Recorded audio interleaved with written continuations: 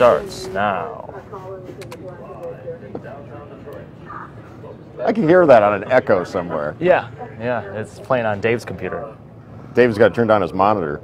I have to share this to my page so folks can get their link.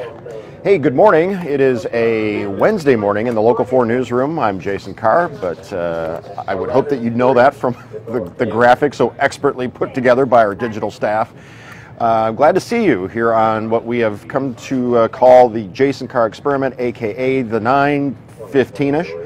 And we are on time today with a full docket, a full roster of talkable topics.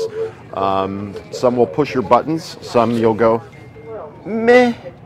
But we hope that you'll be infotained nonetheless over the ensuing 10 to 15 minutes or however long we need to go today. Scanners are really loud over there to start. We're going to talk about toys right out of the gate, something fun. Everybody has an opinion on their favorite toy from when they were a kid, and there are no shortage of candidates for the Toy Hall of Fame. The nominees are out. John Steckroth, super producer behind the, I was about to say wheels of steel, but you're not exactly DJing over there, but you're doing the graphics, music, it's all the same. Yeah, exactly. So you have a whole rundown of graphics right here. 12 finalists this year. Now, I didn't understand how the Hall of Fame worked. I just assumed these were all old vintage toys, but I guess they're using toys multi-generational appeal. Yes, multi-generational appeal, influencing the way toys are designed or played with. And this year, the 12 are the Care Bears, coloring books, Clue, Dungeons and Dragons, the Fisher-Price Little People, Nerf, Pinball, which I assumed would have already been in the Hall of Fame. The same with Rock'em Sock'em Robots. These are all the nominees. These are the nominees. The Swing Set, Transformers, Uno, and Bubble Wrap. That's a strange one. I mean, you may as well say cardboard, like giant cardboard box, because what kid? It's a great toy. I mean, I'm 28 years, and I could still play with a box and a roll of bubble wrap. Yeah, a box can be anything. It can be a rocket ship, it can be a teleporter, it can be a clubhouse, a pirate ship. I think cardboard box should be #1 in any Toy Hall of Fame. But a lot of those I played with. Some I'm too old for. Nerf, that was a huge innovation when I was a kid. Go through the list real quick again. Rapid fire. Care Bears, coloring books, Clue, Dungeons and Dragons. Oh, that's what I wanted to talk about. All right, Dungeons and Dragons. When I was a kid, it seemed like something like the older Burnout kids did. Little did I know that it was more like the burgeoning nerd culture that was really into growing D&D, as we called it. But it seemed almost sort of forbidden. Like, oh, D&D, that's those older kids, the ones that smoke behind the middle school, they're the ones playing that. And it's got demons and dragons and that sort of thing. And actually, looking back on it, a lot of it was our imagination, I think. Right? Yeah. I mean, I've never played. It seems really complicated, but that's the list for this year, and they're going to be narrowing that down by November 10th with input from a national selection committee. So you'll be on the edge of your collective seat waiting for that induction to actually happen from that list of nominees. Now, kind of in the same vein, but a little more sinister, if you will, Viacom, Mattel, Hasbro, and Jumpstart Games have all settled with New York Attorney General Eric T. Schneiderman over an investigation called Operation Child Tracker. The investigation looked into violations of the Federal Children's Online Privacy Act, which makes it illegal to knowingly track the online activity of persons under the age of 13. As part of the settlement, the companies altogether, listen to this whopping fine, $835,000. Ooh! I bet they'll never do it again. Viacom, Mattel, Hasbro, and Jumpstart. They could probably, among them, pay an $80 million fine. I mean, it still wouldn't. Really, and still, yeah, whatever. 800. How do you get at the figure of $835,000? and you wonder what kind of information they're tracking, what they're actually looking at. A lot of it's, I'm sure, due to trying to advertise towards these kids. Track them with cookies and then send them targeted ads, sort of thing. Yep. Let's go on to college. Boy, I miss my days at Michigan State. Pre-internet. I remember when we got the computer in our apartment my junior year and dialed into Prodigy for the first time, and it took like 7 minutes to download the Tiger score, the box score from Prodigy on dial-up. But pre-internet, pre-social media, I mean, if that stuff had been around when I was at Michigan State, Lord almighty. Anyway, professor wrote on the website AEON, I think I have spelled that right, .co, that his students aren't paying attention. They're all, that's them. They're all zombies behind their Apple logoed devices. And he had a student or a grad assistant sit in the back of the room and observe what they were actually looking at online and on the computers and the laptops and stuff. And they weren't looking at class stuff. They were shopping at Zappos and a lot of Reddit.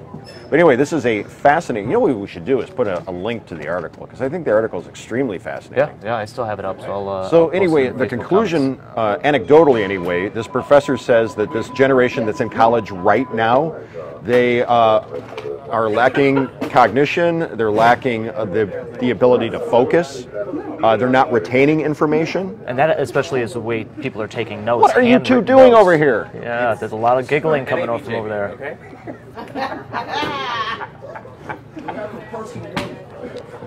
I've got a full-blown argument going on, like 3 feet to my right. Not an argument, sorry. Sorry to interrupt. Yeah. No, it's the 9. 15-ish. Steve Gargiola, conqueror of universes, writer of cookbooks. We're going to have you on soon, right? All right. So anyway, to nobody's surprise, John, you're 28. You're only out of college a few years. What do you make of this whole thing? The way people take notes, handwritten notes, handwriting something, forces you to retain it, whereas just typing, you're just typing away. So note-taking as far as being on a laptop never worked for me. I was always a handwriting. Were you like this? I mean, I brought my laptop to class. It depended on the class and the teacher. Playing D&D on your laptop? Yes. All right. Polar bears holding scientists hostage. This is for real. And it comes on the heels of that other story. Did you see the one about the artist in residence who's trapped on the container ship, the shipping container ship? Because the company went bankrupt. The shipping company went bankrupt, and so no port will take this ship with all the containers on it, and that's trapped this artist in residence. So that was as of last week, so I don't know. But anyway, the polar bears have surrounded these Russian scientists. That's where they are, and they won't be able to get to them for a month to give them supplies. And I guess the plan is to set dogs loose. They're bringing dogs, I think, for security, but I would imagine it's a little late for that. Once the polar bears and the cubs have already surrounded your Arctic outpost. So yeah, they're at a weather station there, north of Siberia. It's got to be cold.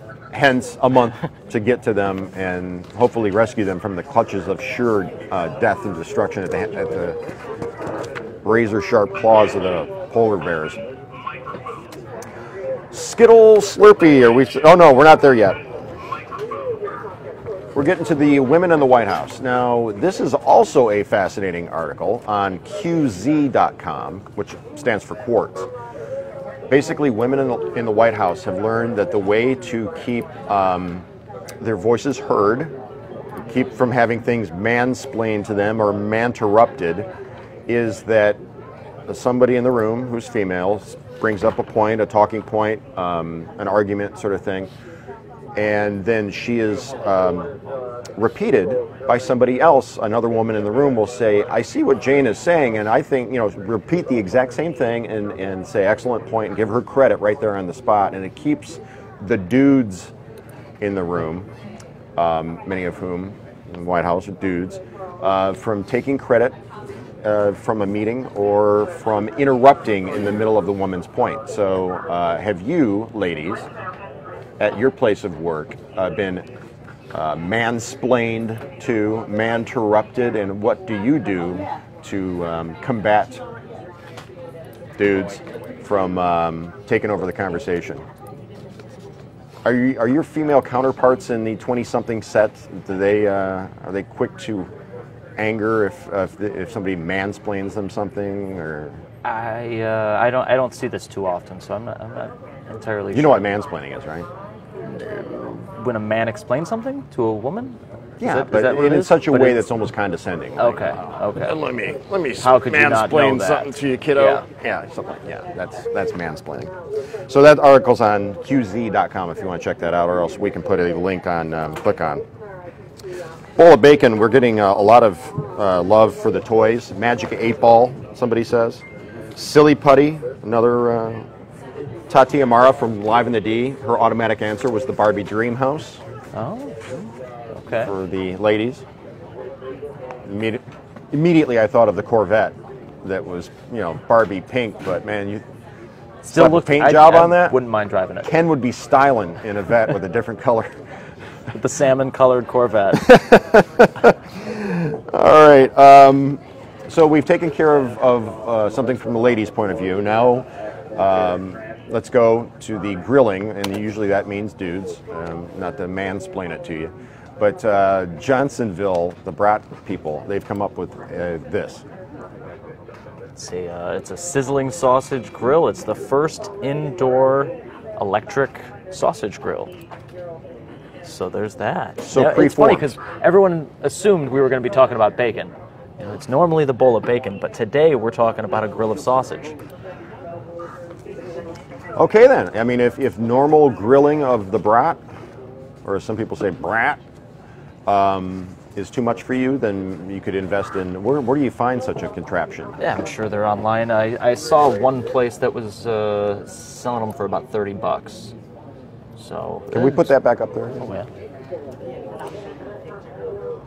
$30 for this? It's like the George Foreman of brat grills? Yep. Interesting. It's funny because the minute you show something grilling, the live feed numbers go up. It's amazing. It's like a correlation. Sizzling sausage grill.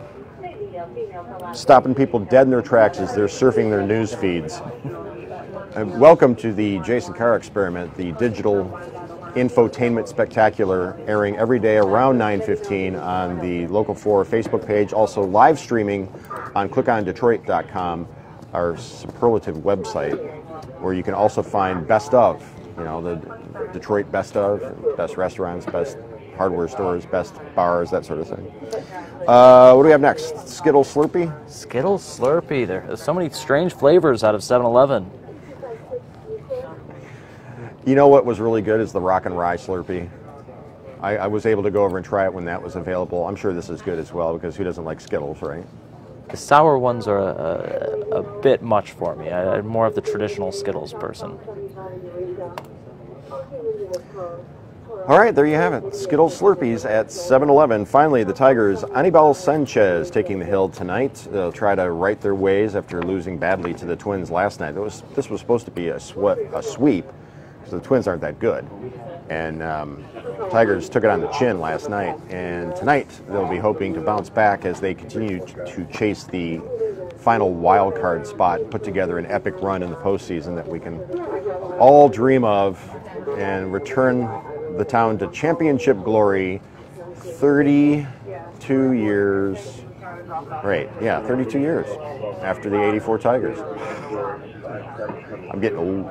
We're due. Huh? I said we're due. We're due. We're way overdue, especially after that epic losing season back in 2003. So more votes for Silly Putty, Barbies, Clackers. Oh my gosh, I forgot about Clackers. Evil Knievel on his motorcycle that was a wind-up thing. Jerry, you're dating yourself. That was like 1976. I had the rocket car that he was going to jump Snake River Canyon with. Somebody mentioned Stretch Armstrong. Ooh, yeah, I had one. I had Stretch Armstrong and Stretch Monster. I'm going to do what Sonny just did. I said Stretch Armstrong, and Sonny went. Just a silent turn and a nod of the head. Now here's someone mentioned the electric football game. Oh, yeah. Yeah. And the little switch, the toggle switch. Mr. Potato Head, that's a good one too. My big five would be Legos, Matchbox and/or Hot Wheels, Tyco racetracks, Lionel trains, and the Intellivision, which was after Atari came out. Intellivision came next from Mattel Electronics. Okay. So part of my childhood birthday money and Christmas money went toward Mattel, who now has to pay out, Part of that. in part, $835,000 to tracking kids online, along with Hasbro and some other companies. That's going to do it for the JCE, the Jason Carr Experiment. We will see you back here tomorrow at 9:15. Don't forget, Live in the Day coming up at 10 o'clock. Stay classy, Detroit.